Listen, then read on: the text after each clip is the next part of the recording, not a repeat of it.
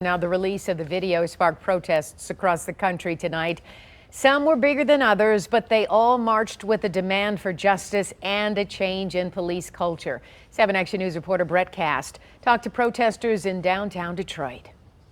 Well, despite the weather, more than a dozen people came out here to the Spirit of Detroit just as that video was being released, holding signs and speaking out to the brutality that was seen in that video. Justice for Tyre! Justice for Tyre! As protesters gathered in Memphis, a group of Detroiters stood in the snow in solidarity, speaking out against the beating of Tyre Nichols by Memphis police. Kidney failure and cardiac arrest. That's how badly these officers brutalized him.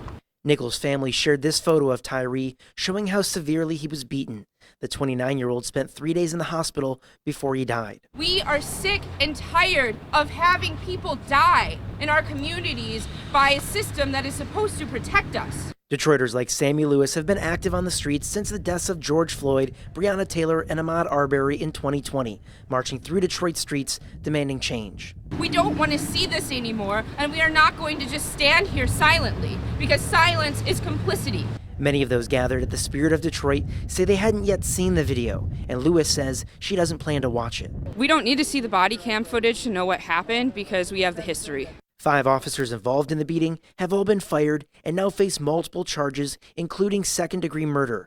But despite their arrests, Lewis and others say systematic change is what's needed. The fact that this is happening again and again and again continuously is traumatic. It's devastating. It makes me angry. I feel frustrated, but I still feel optimistic to keep fighting. Now, just before that video came out, Detroit police put out a statement that said, quote, "The Detroit Police Department is aware of the pending video release of Tyre Nichols. We anticipate that what will be depicted in this video will invoke a variety of emotions. We remain firmly committed to the protection and service to our community, residents and visitors alike. We stand with our community and operate with the highest level of transparency."